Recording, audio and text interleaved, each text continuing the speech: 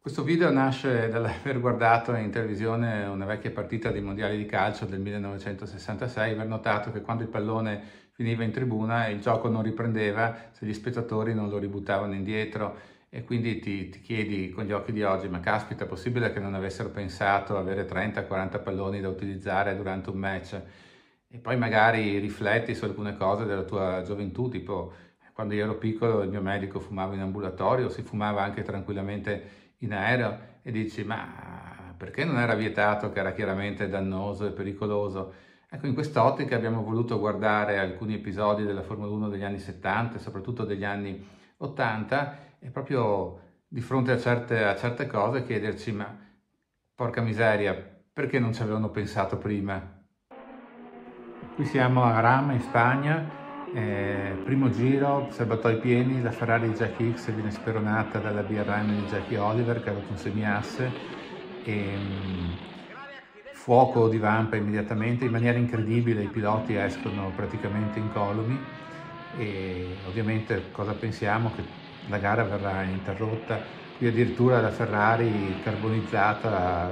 scende da sola in mezzo alla pista, la gara verrà fermata, si spegneranno le fiamme, si ripulirà la pista e si ripartirà, invece no, a quei tempi nessuno ci aveva pensato di fare così, la gara continua, qui vediamo le macchine che passano, Pedro Rodriguez, le due Matra, ovviamente quella curva è inondata di liquido antincendio e quindi diventa scivolosissima e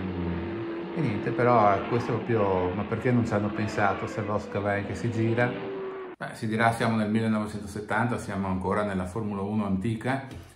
no, perché nel 1981 guardate un po' cosa succede al Gran Premio d'Italia a Monza. John Watson guida la McLaren MP401, la prima monoposto in fibra di carbonio mai comparsa, disegnata da John Barnard. Esce la seconda di Lesmo, perde il controllo e la vettura si spezza letteralmente in due parti. Il pilota irlandese esce indenne per fortuna. Qui vediamo anche il replay, vediamo anche che Michele Alboreto è stato bravo e fortunato perché è riuscito a evitare il propulsore che roteava in mezzo alla pista, anche se comunque dovrà fermarsi Michele perché sbatterà contro il guardrail, mentre dici ci sarà un sacco di carbonio in pista, residui, oggi sarebbe stata immediatamente fermata, ma anche in questo caso dici porca vacca, ma non è possibile, nessuno fa niente, arriva questa lancia beta HPE, sistemano un po', spostano, però la gara continua normalmente, anche qua dici ma come diavolo è possibile non aver fermato una competizione? Alla fine la gara fu vinta dall'Alain Prost con la Renault davanti alle Williams di Jones Reutemann, Elio De Angelis e Didier Pironi con la prima Ferrari Turbo, questa. Insomma risulta chiaro comunque che agli organizzatori del tempo l'idea di interrompere una gara non passava neanche per l'anticamera del cervello e neppure quella di neutralizzarla magari con l'utilizzo di una safety. Va detto che però qualche tentativo di safety car fu effettuato, il primo con una Porsche 914/6 in Canada nel 73, non a caso Nord America, dove nei campionati nazionali la pace car veniva già utilizzata. Purtroppo il risultato fu catastrofico perché entrò in pista nel momento sbagliato, non davanti al leader, tanto che il risultato finale della gara uscì ore dopo perché andò ricostruita sostanzialmente a tavolino. Solo a Monte Carlo si vide una Lamborghini un paio di volte, ma fu solo nel 92-93 che la federazione introdusse ufficialmente la safety car nel regolamento e ne disciplinò l'uso. È un po' così divertente il fatto che oggigiorno sentiamo talvolta i piloti lamentarsi della scarsa velocità della safety, ma nelle prime applicazioni venivano veramente utilizzate delle berline da famiglia, la Fiat Tempra per esempio in Brasile, oppure in Francia una Renault Clio, o in Italia anche una Opel Vectra, quindi insomma così era una Formula 1 tanto diversa. Pensate solo a cosa accadrebbe oggi se Verstappen prendesse a pugni in diretta un commissario di pista che fa il suo lavoro. sicuramente finirebbe su tutti i giornali del mondo, se non radiato sarebbe squalificato per tantissime gare, giustamente peraltro, perché sarebbe un pessimo esempio di mancanza di sportività. Ecco, questo è James Hunt, campione del mondo 1976, che stende con un uppercut un commissario che gli chiedeva semplicemente di spostare la macchina, poi si scusa, però insomma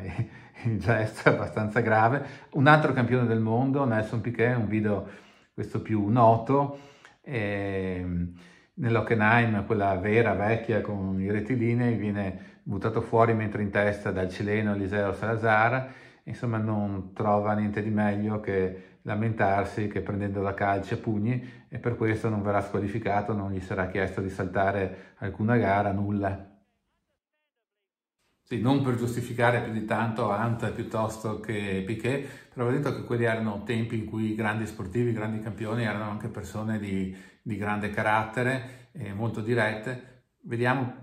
cosa succede per esempio in un altro sport, nel tennis, e voi non ci crederete, ma questo è Adriano Panatta, che è saltato dal campo alle tribune in Barcellona, in Spagna, per andare a picchiare di fatto dei tifosi che gli avevano dato contro, e vabbè, tutto finisce poi così. Il pittoresco incidente tra Piquet e Salazar dispiacque a noi appassionati di quell'epoca, perché il giro dopo il brasiliano avrebbe dovuto fare il primo rifornimento dell'epoca moderna. Le Brabham infatti quell'anno avevano introdotto la strategia di partire con gomme morbide e metà serbatoio di benzina, quindi essere leggere, prendere un grosso vantaggio e poi fare appunto rifornimento di nuovo gomme morbide. E purtroppo la scarsa affidabilità gli aveva sempre impedito tutta la prima parte di stagione. Sarebbe successo lì a Hockenheim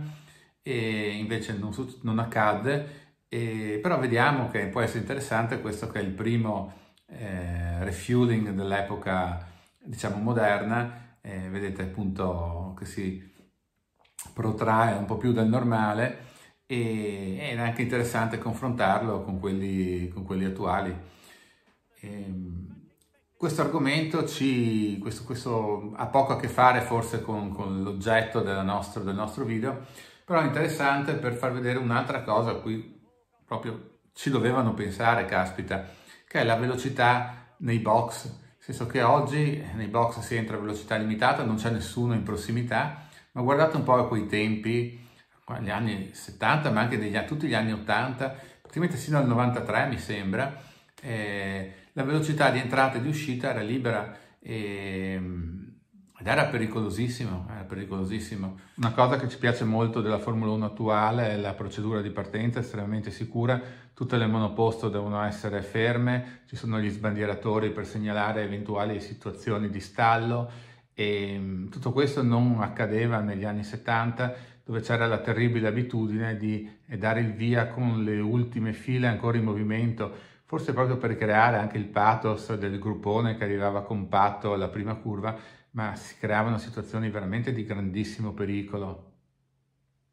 Terribile Monza 78, Villeneuve e Andretti anticipano la partenza. Quello che non si vede è che le ultime file stanno ancora procedendo molto velocemente al momento del via, quindi tutte le monoposto si raggruppano, e da qui la terribile tragedia che ci ha portato via Ronnie Peterson, uno dei migliori piloti dell'epoca. Se c'è un gran premio che racchiude un po' tutte queste cose folli, incomprensibili per noi della Formula 1 di quel periodo, è Zolder 1981, un weekend partito malissimo perché Carlos Reutemann aveva investito mortalmente un meccanico dell'Osella, c'erano state proteste per le condizioni dei box, 30 vetture in pista a tentare la qualificazione, e vedete un po' cosa succede. Reutemann in pole position, Piquet in prima fila, poi Pironi e Patrese che sta agitando le mani perché il motore è stallato, anche Alan Jones dietro di lui avvisa la situazione del collega, sta arrivando anche Villeneuve, manca un sacco di tempo alla partenza, ci sono ancora i commissari, chiaro non si può dare lo start in queste condizioni, Riccardo fa veramente di tutto per bloccare la luce verde, arriva un meccanico per farla partire e viene dato il via, L'altra Arrows di Store investe il proprio tecnico.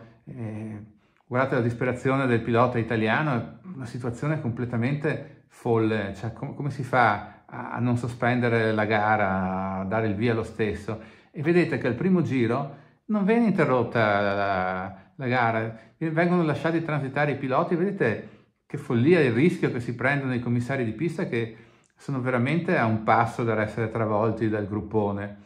Incredibile, incredibile. Piquet va in testa e deve superare l'ambulanza, è un Ford Granada che noi tifosi di Villeneuve conosciamo purtroppo molto bene, che a sua volta viene raggiunta dagli altri piloti perché non c'è un circuito interno per i mezzi di soccorso, e la gara prosegue normalmente, fino a che sono i piloti stessi, Pironi, che rallenta e decide che non si può proseguire in queste condizioni, ma vedete anche i meccanici, i tecnici che applaudono la decisione dei piloti di finire questa follia, di terminarla, perché non c'era stato dato alcuno stop ufficiale. La gara, per quanto riguarda la direzione, sarebbe continuata sino normalmente. Ecco, qui racchiude bene tutte le cose assurde e incomprensibili per noi della Formula 1 di quell'epoca.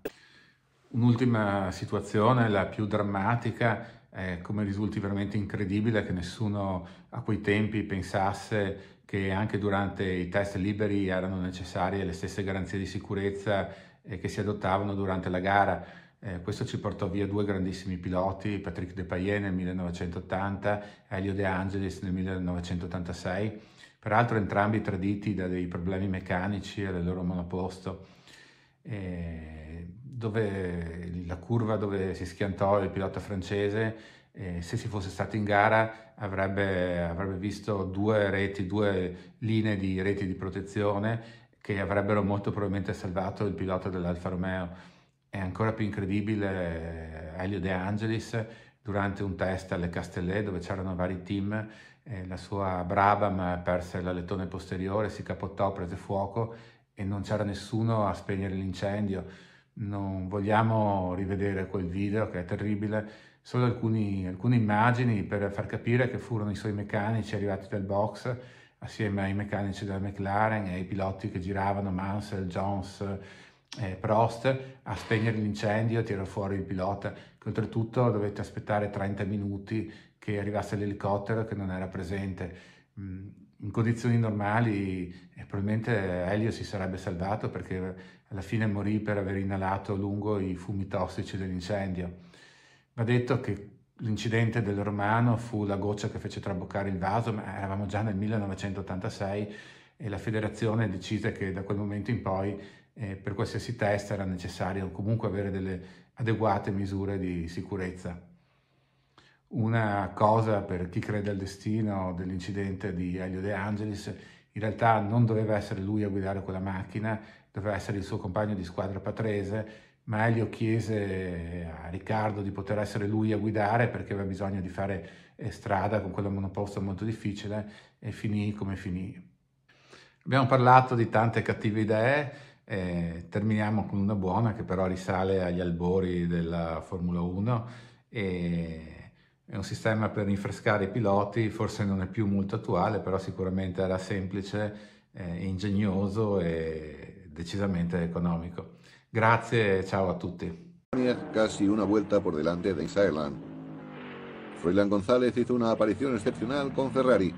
Algunos pilotos, como Monomi, se refrescan sin bajar del coche. A falta de 12 vueltas, Bonnier tuvo problemas con el motor. Ireland iba en cabeza.